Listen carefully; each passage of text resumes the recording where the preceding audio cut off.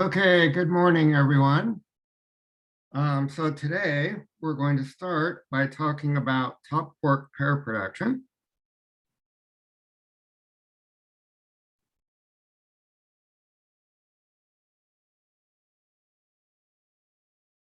By the way, can everyone hear me? I'm on a different setup today. Yep, I can hear you. Okay, good. And so we're going to start with the Tevatron, a now defunct collider that did proton-antiproton collisions. So the process is going to be proton-antiproton goes to top anti-top. But as we'll see, a lot of this can be reused for the Large Hadron Collider. And so the first thing we want to do is write down all the parton level or hard scattering processes. Okay, so one would be just up bar, or I don't know why I write up bar up there. Up bar goes to TT bar. So in this case, all of our final states will be the same, but our initial state partons are going to be different. So there's down bar. And the most important next one is probably glue. So two gluons can give you top anti-top. But then there's also down bar down, by which we mean that there's a down bar in the proton, but a down in the antiproton, which is the opposite of what you would expect from the valence quark content of these particles. But okay, so that can happen. And then up bar up can happen. And strange bar can happen. And then strange bar strange, which is not the same thing, because the first one is always what's coming from the proton, and the second one's what's coming from the antiproton when I make these lists. Okay, so now that you have the parton level processes, you need to compute them. And so let me write down what you would get. So for the differential parton level cross section for QQ bar goes to TT bar.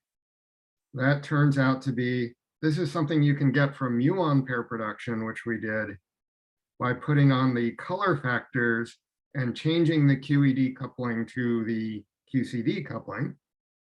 So it turns out to be this times MT squared minus T hat squared plus MT squared minus U hat squared. Actually, that first T hat should not have been squared. Plus 2MT squared S hat. Okay, and so these parton level cross sections are now things that one can just look up. They're pretty standard. And so then there's this one for glue goes to TT bar. And that's a much bigger mess. And so I'm not going to write it down. But you can find it in the notes in equation 9.5.3. And so the thing is, if you look at this list here, that's all you actually need to know, as long as you're treating the initial state quarks as massless, because the production cross-section at parton level for these and these are all really the same. The only one that's different is this glue, which is this one that I'm declining to write down because it takes 3 lines. Okay, so you have all the parton level processes. And then a common thing to do is to trade the dependence on T hat. So remember, T hat's related to the cosine of the scattering angle. But another thing you can trade it for is the transverse momentum. So that's the component of the momentum of the top quark. I'm using T for two different things. One is the Mandelstam T hat, and the other is the symbol for the particle. So this is the component of the momentum of the top perpendicular to the beam. That's the definition of the transverse momentum. And so it's a magnitude. It doesn't carry a direction. So what we're going to do is, instead of writing in terms of S hat and T hat, we're going to write in terms of S hat and the transverse momentum. But otherwise, everything's pretty much the same. We need, in order for the process to happen at all, we need S hat to be big enough. So S hat is the momentum, the parton level invariant mass squared. So it's got to be at least 2 times the top quark mass squared. Okay, and then also we did last time for massless kinematics of the initial state that if you say xb is the momentum fraction of the second thing that you're scattering, that's equal to S hat divided by xa, that's the other thing in the other parton you're scattering, divided by S.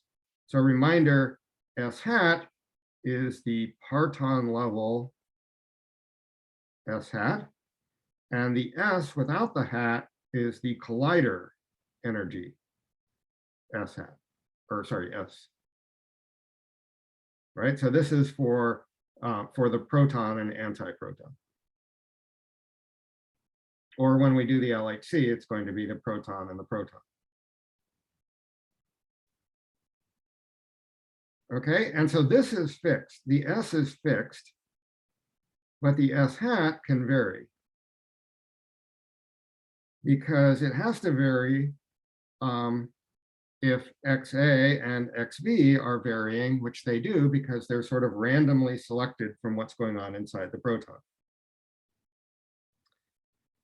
Okay, so now let's, just for simplicity of notation, let's let X be equal to the momentum fraction of the first parton, whatever it is, X sub A.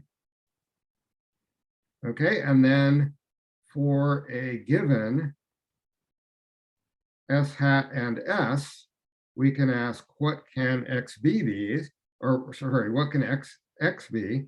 And the answer is, from this formula right here, XB has to be between 0 and 1.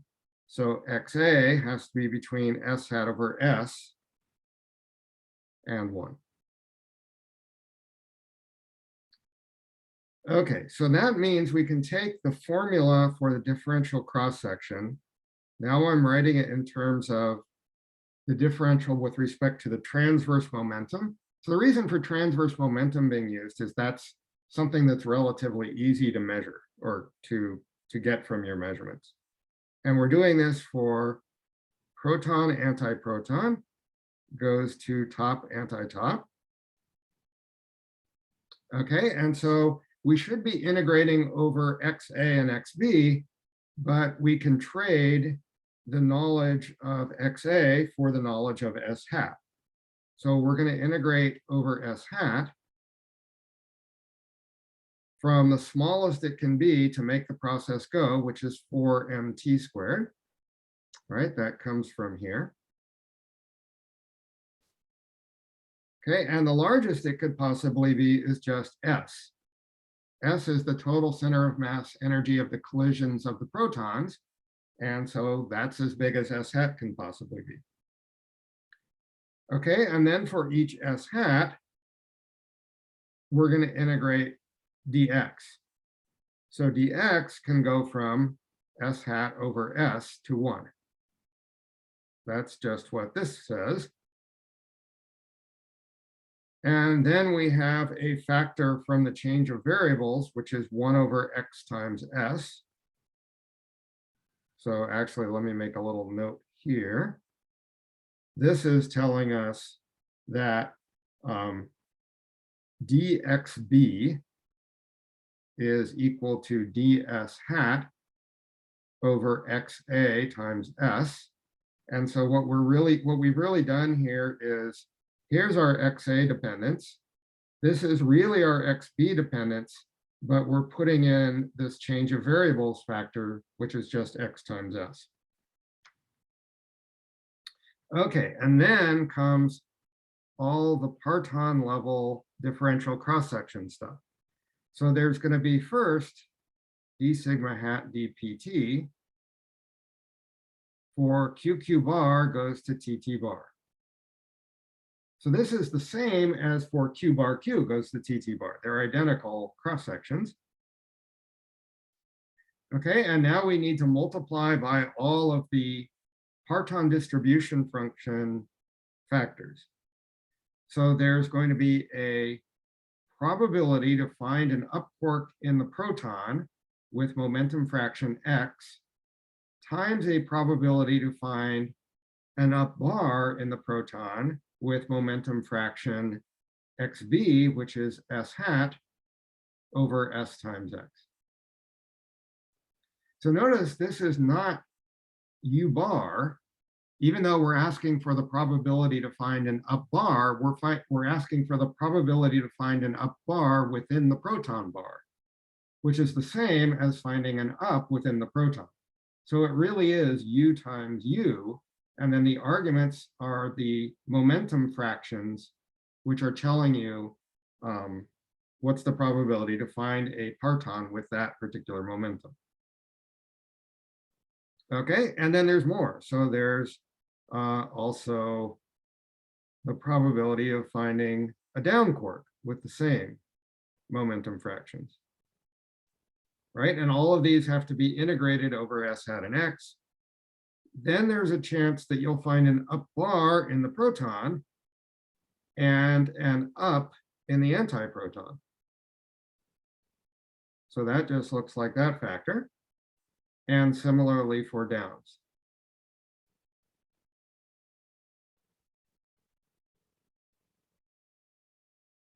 Okay, and then there's the chance of finding a strange quark within the proton.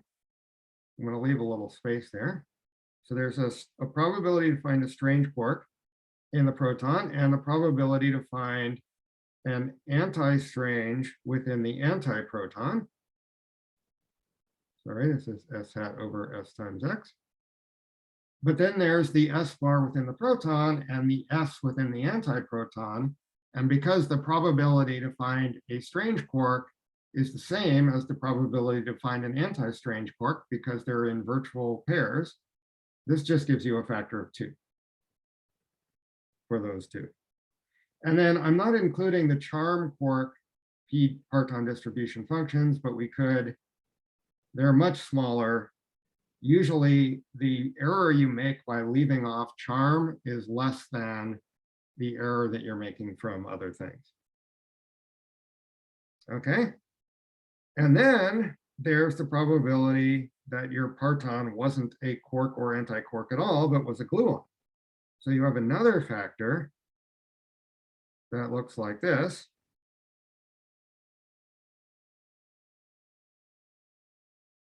So now your partons are gluons, so you're going to multiply by the probability that you found a gluon with momentum fraction x in the proton, and another gluon with momentum fraction s hat over sx in the antiproton. And then within this leading order approximation, that's all there is. Okay, any questions on that? Because this will be the key actually to doing one of your homework problems, is sort of being able to logic through where the partons and the momentum fraction things go. Does it make sense? Yeah, I guess I might be a little confused on how you could get tops from up quarks. Is it just because wouldn't that be kinematically forbidden, or am I thinking about that wrong? Oh, so yeah, so let's just draw a Feynman diagram for this. So here's Q bar. And then one way to do it is how did that happen? Is to exchange a gluon in the S channel. This is the leading order contribution. And so it goes like that. And so the point is, if you give your initial state quark and anti-quark enough energy, then they will have enough energy to make a TT bar pair. And if you ask how much energy do you have to give them, the S hat that's being carried by that gluon in the S channel has to be large enough. And that's actually exactly why I wrote this down. Right. Okay. Yeah. Right. So in fact, that's a key thing, because that's going to tell us, that's going to give us a restriction on what PDFs can contribute, or what ranges of X in the PDFs can contribute. So let's go through that actually. So note S hat has to be greater than 4 times the top quark mass squared. Otherwise, you're not going to have enough energy to make a top anti-top. And so if you write that in terms of the momentum fractions, let's go back to the XA, XB notation. XA was what I was just calling X, and XB was S hat over SX. So this has to be greater than 4mt squared over S, right? But we know everything on the right-hand side. A top quark weighs about 173 GeV squared. And when the Tevatron was running, its center of mass energy was 1,960 GeV. So that number is about 0.0312. I think I left off a 0 there. 0.0312 at the Tevatron. So it's going to be a different number at the Large Hadron Collider. We'll get to that in just a couple of minutes. But what does that mean? It means, remember, the X's have to be between 0 and 1. So this is telling you the product of the X's has to be bigger than this number. And the only way that can happen is if at least one of them is bigger than the square root of that. So at least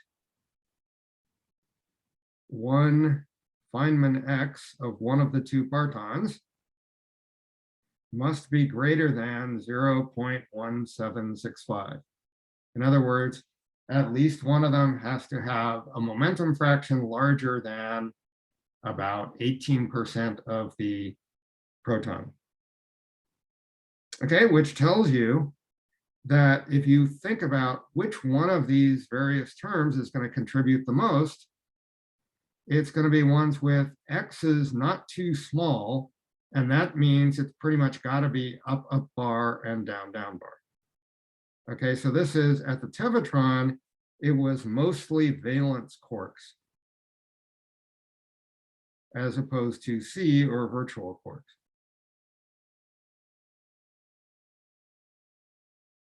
Okay.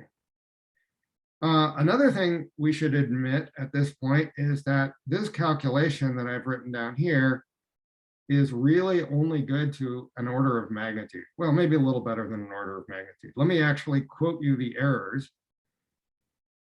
And next to leading order corrections, one way we know how big the next to leading order corrections are is by doing the next to leading order and then doing the next to leading order, which means 2 loops and so on. And so we know, smart people have done those calculations, and we know they're big. How big?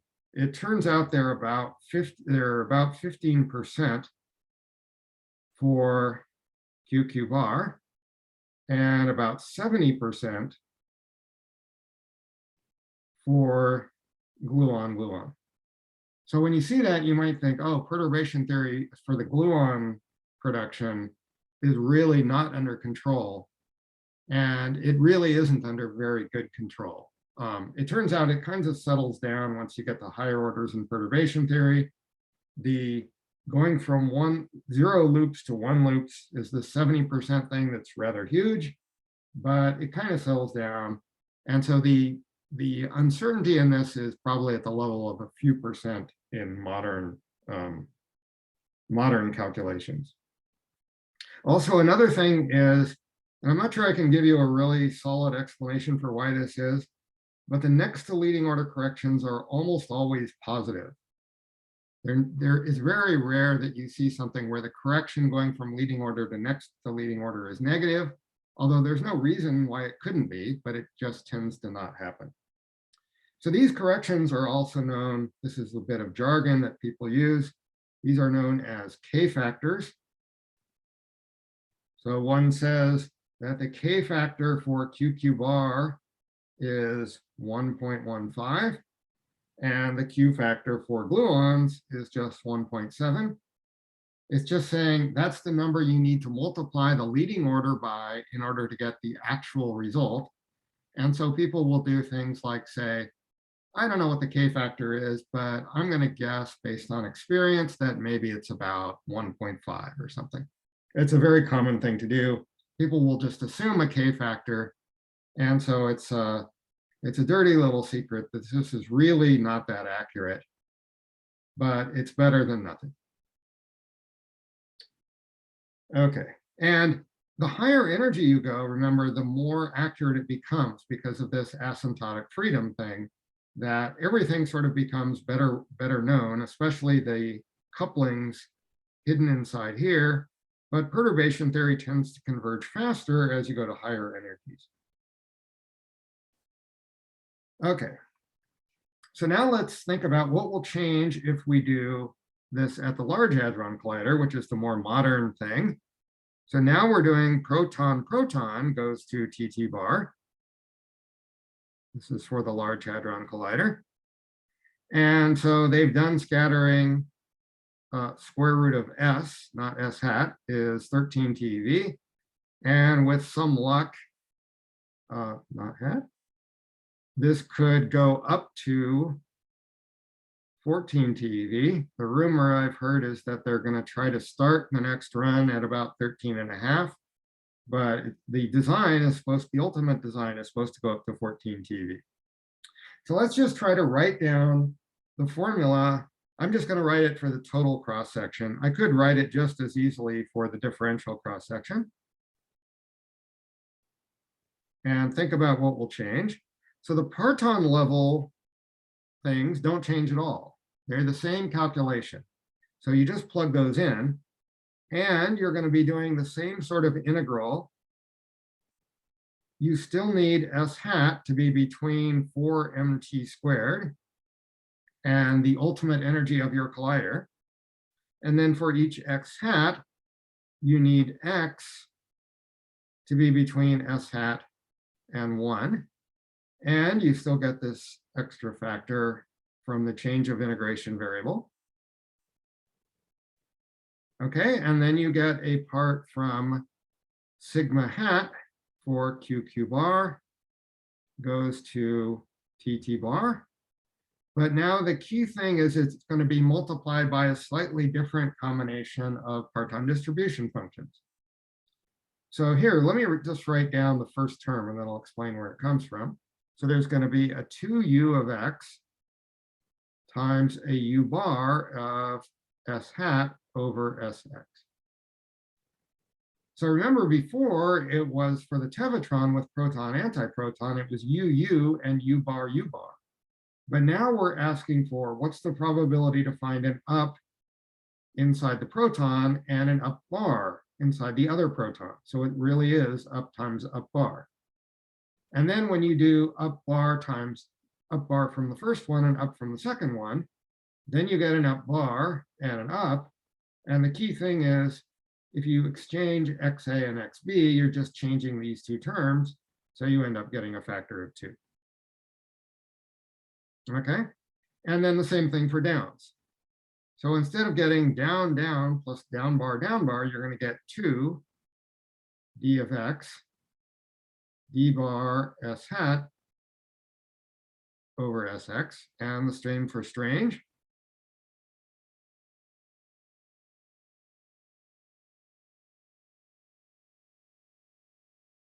Okay, and then there's the contribution from the gluons being the partons that give you your top anti-top pair. So again, this is the formula that I said was in the notes at parton level. And again, you're just multiplying by, this part is going to be the same. because the probability to find a gluon within a proton is the same as finding a gluon within an antiproton. Gluons don't know anything that has to do with quarks versus antiquarks. They behave the same way, and so you just get the same factor there. Okay, so the thing is about this formula is that up bar parton distributions and d bar parton distribution functions are much smaller than u and d. And so these terms are going to give you smaller numbers. And that means this term right here is going to be the one that dominates, unlike at the tevatron. So at the Large Hadron Collider, GLU goes to TT bar, dominates, meaning it's the largest of the parton level things that contributes. And if we do the same exercise as to the product of the momentum fractions, XA times XB is now going to be 4 times the top mass squared, but now divided by, let's call it 14 TeV, so that's 14,000 GeV. So the point is that because of the larger energies, this has to be 0.00071. Okay, a very small number. This is saying that at the Large Hadron Collider, tops are almost massless. Maybe that's a little bit of an exaggeration, but they are very light compared to the total energy that you have available to scatter. And now if you just take the square root of that, at least one of the x's has to be greater than 0.0266, which is a much smaller number than we quoted for the tevatron. So that means you're probing smaller x's, smaller momentum fractions. And the point is, at smaller momentum fractions, that's where the gluon PDF gets huge. So G of X gets huge at X goes to 0. That's a way of saying that the probability of finding a gluon is getting very large as you only ask for the gluon to have a small momentum. Okay, and also, as I just mentioned a little bit ago, the QQ bar goes to TT bar requires a C quark or a virtual quark, which has a lower probability. So for that reason, you will sometimes people whimsically say that the Large Hadron Collider is a gluon-gluon collider. Because for a lot of things, the gluon PDFs are the important part. That's a little bit of an exaggeration. It's pretty good actually for top quark pairs. This is really going to be the biggest contribution, and you can sort of not pay that much attention to these unless you require good accuracy. But if you're just going for a ballpark estimate, you can just put in the gluon PDFs and you're done. Okay. In many cases, though, for example, in supersymmetry, many of the processes you're looking for might actually require gluon quark scattering. So it depends on the process. I'll just say that. Depends on the process. Or on the final state, let's say. To what extent this is true. So in a little bit, I'll give you an example where gluon doesn't contribute at all, and then we'll see that then of course you can't think of it as a gluon collider. Okay, any questions on that example?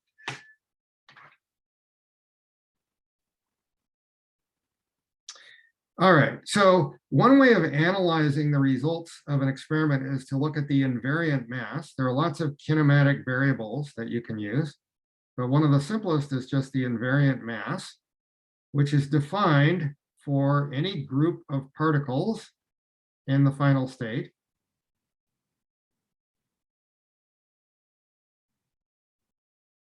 And remember, our top quarks are going to decay, so they're not really the final state. But so let's say that they have 4 momenta k sub I of mu. Okay, then you can form the following thing, which we call the invariant mass. You just sum them up. That's a horrible summation sign. And square it. So that is the mass that a particle could have had if it decayed to all the final state particles you see, even if there never was such a particle, and maybe even if there couldn't be such a particle, but it's still what that particle's mass would be. So for a hadron collider final state, we already know what that is. It's really just the square root of s hat. So the invariant mass of the final state is the square root of s hat, because that's what's happening at the parton level, and all the spectator quarks only contribute, hopefully, just a little bit, at least if you're doing things at high energy, and so you can neglect it. So given a total cross-section, let's say, that is some integral of s hat, times an integrand that we would therefore call d sigma hat ds hat, or actually d sigma ds hat. That means the differential cross-section with respect to the observed invariant mass is 2 square root of s hat, that's from the change of variables here, times d sigma by ds hat. And then you can read that off from your calculation, namely this you can read off from your calculation. I don't know what happened to my pen here. But so it's basically going to be all of this stuff. So it's got information about the parton level scattering, and it's got convoluted in there, it's got the information about the parton distribution functions relevant for that process. So we've basically just written down what it is for the top and anti-top case. And so we can make a graph versus the invariant mass. And again, this is just one of the simpler kinematic variables you can make. But so it's got to start at twice the top mass. That's the minimum it can be. And if you graph what this thing looks like, for the tevatron, it has a shape that looks something like this. So it's peaked and then it goes to 0. And for the Large Hadron Collider, it looks a little bit more like this. This is just the shape of these distributions. I haven't really tried to normalize these. Of course, it's actually going to be much larger for the Large Hadron Collider. It's got a bigger cross-section. So this is the shape of d sigma by d m invariant mass. Okay, and the values near the peak for the tevatron is actually, I think, a little under 400 GeV. So how do we understand these shapes?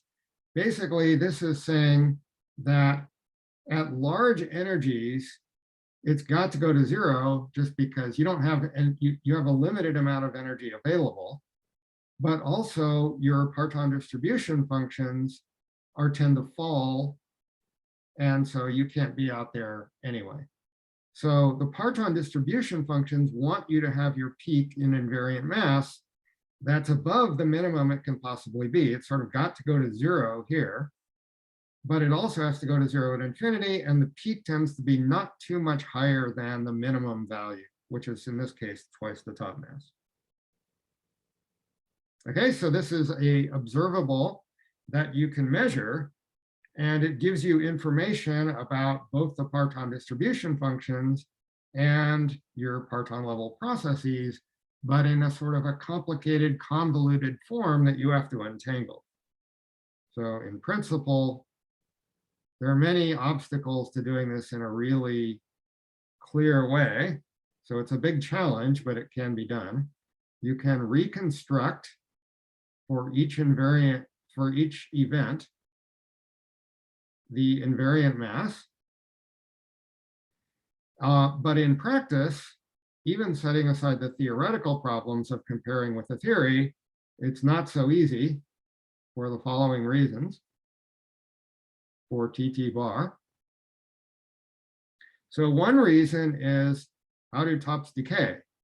Tops decay almost entirely to bottom quarks and W's, as you'll do for homework. And then the W can decay one of two ways. So this can go to a bottom, a lepton, and a neutrino. And the problem with that is you're going to miss the neutrino. So when you're trying to add up all of the 4 momenta that go into the invariant mass here, one of them you just don't know. You just don't know the neutrino one. Okay, and the other thing it can do is it can go to bottom quark and jet and jet. And the problem with jets is there's a difficulty in measuring their energy or their momentum exactly. And also you're going to miss some of them just because jets don't have 100% efficiency or even close to 100% efficiency for detection. So this one has the problem that it has no lepton for tagging, which means that you might just throw this event away without ever seeing it. Okay, and so there's a thing called B tagging where you look instead for the decays of the bottom quark, but even that has a significant probability that you're just going to throw that event away because it's not going to look like anything special. Okay, but in practice, so this is how we test our theories of QCD and our parton distribution functions sort of all at the same time, is by measuring kinematic things like the invariant mass. But this is, again, only one of the many things you can try to measure. Okay, any questions on that? So actually a possibly easier thing to measure is something that where the final state doesn't have jets. And in fact, the final state for hadron colliders, there's no reason why it actually has to be hadrons.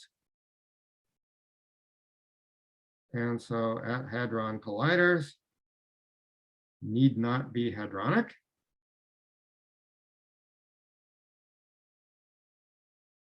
And so, for example, there is Drell-Yan. Drell-Yan in modern language really refers to anything where the production is in the S channel. So really they would call the TT bar thing that we just did, they would call that Drell-Yan too in many cases. But the original meaning was, for example, proton, proton, or proton, antiproton goes to a lepton, anti-lepton pair. Okay, so that would be at the LHC, or PP bar goes to L plus L minus at the tevatron. So as we saw, the difference in the calculations that one would have to do is just a matter of putting in different combinations of parton distribution functions. And here L means any of the electron, muon, or tau. Okay, so now there's only one parton level cross-section that needs to be calculated, and it's just QQ bar goes to L plus L minus. And that's just because there's no gluon, there's no way they can connect to leptons. But there are two different Feynman diagrams that contribute. So let me draw them. They look the same. Here's my Q. Here's my Q bar. Here's my lepton and my anti-lepton. That part of the diagrams is the same.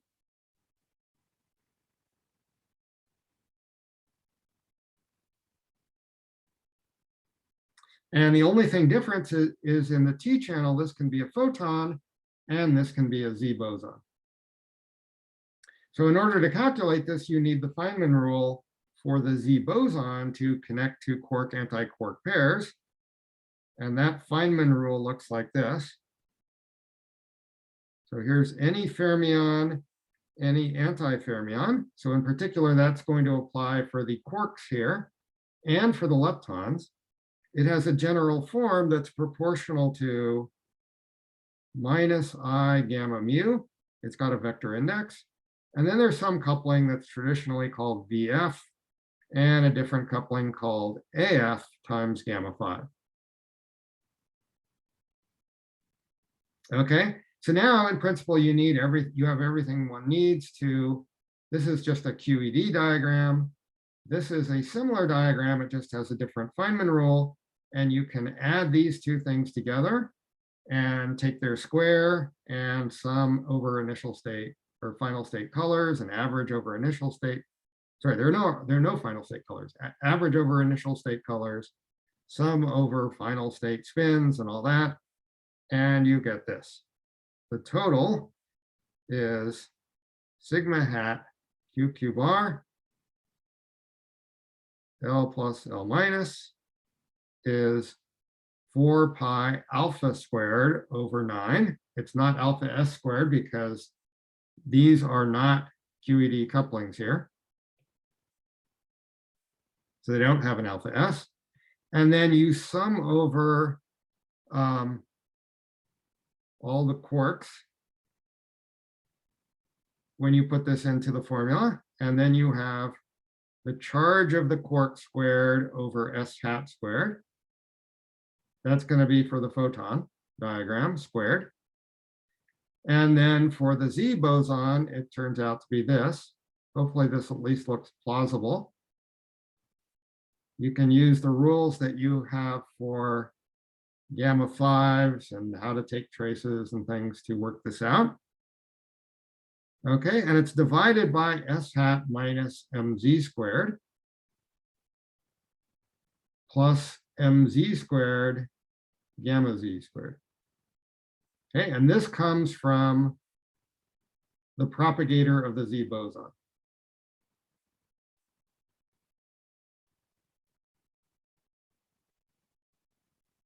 Okay, and then there's an interference term, I guess I'll write it down here, which looks like this.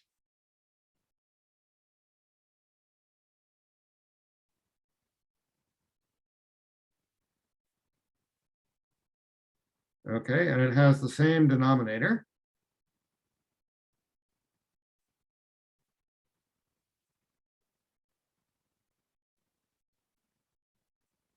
Okay, so it's something like that. And I realize I should not have summed over Z here. Or sorry, I should not have summed over Q here because that comes later when you plug it into the formula with the parton distribution functions. So the key thing here is that this propagator is giving you a resonance at s hat equals mz squared. So this is a different reason for structure when you plot the invariant mass spectrum of the process. When we did TT bar, there wasn't really a resonance. There was just the fact that you needed a certain amount of energy and then it fell from there. But this thing is when this term in the denominator is going to 0, the width of the Z boson is actually fairly small. And so this whole thing is going to get very large at this resonance. So this means you get a nice, easy to see peak.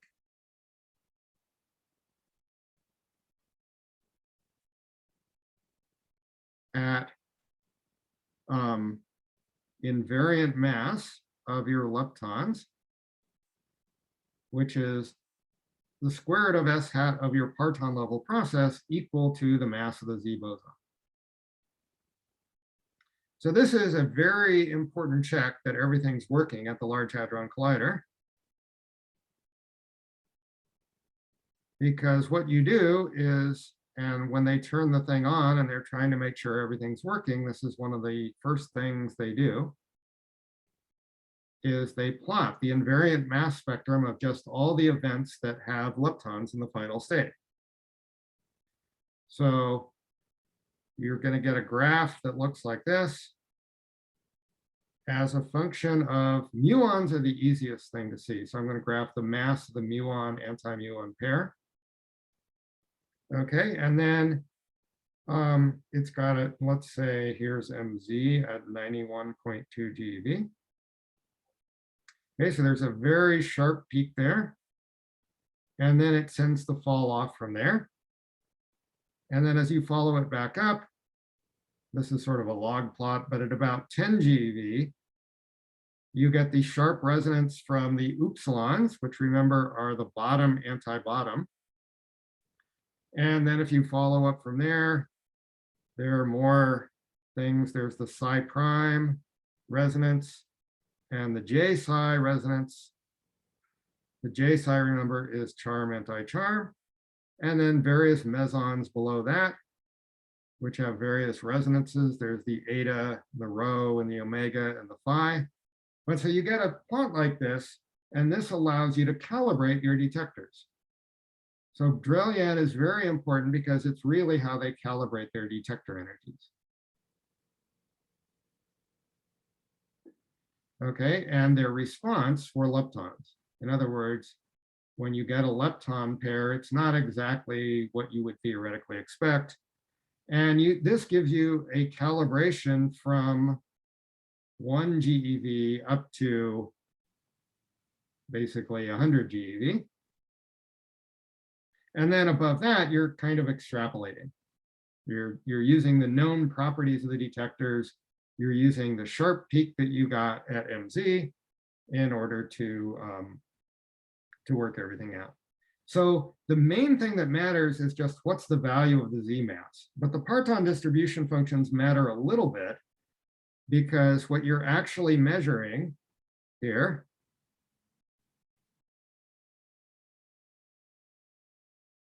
is something like this. So there's, first of all, the parton level cross-section. You're summing over the quark charges plus the other stuff, which we're running out of time to write down. And then there's an integral over X.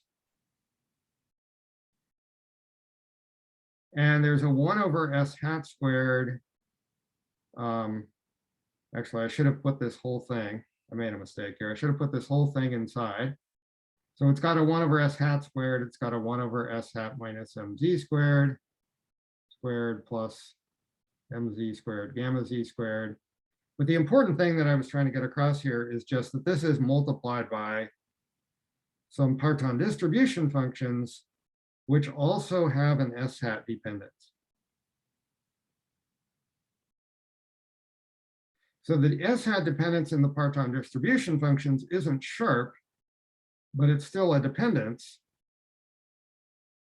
And so when you actually measure this in practice, you're not just calibrating your detector response in energy, you're also getting simultaneously and entangled with it a test of your parton distribution functions. That's the height of the signal, basically. Okay, because that's the big, that's this factor. And then the response of your detectors, which is the positions of the peaks. But that's a little bit simplistic. It's more entangled than all of that.